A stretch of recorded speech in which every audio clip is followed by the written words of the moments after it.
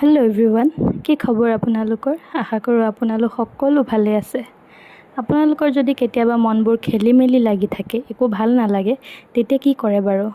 মোৰ যদি তেনেকুৱা লাগে, তেন্তে ভগৱানৰ দৰ্শনে মোৰ মনৰ সকলোবোৰ খেলি মেলি যেন দূৰ কৰি পেলায়।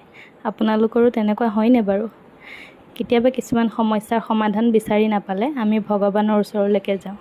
বেলেগে আমাৰ মনৰ কথাবোৰ নুবুজিলেও তেখেতে যেন আমাৰ মনৰ কথাবোৰ বুজিবই। সমস্যাবোৰ সমাধান তেখেতে নকৰে, সমস্যাবোৰ সমাধান আমিয়ে কৰিব লাগিব। তেখেতে খালি আমাক এটা উপায় দেখুৱায়, এটা ৰাস্তা দেখুৱায় আমি সমস্যাবোৰ কেনেকৈ সমাধান কৰিব লাগে।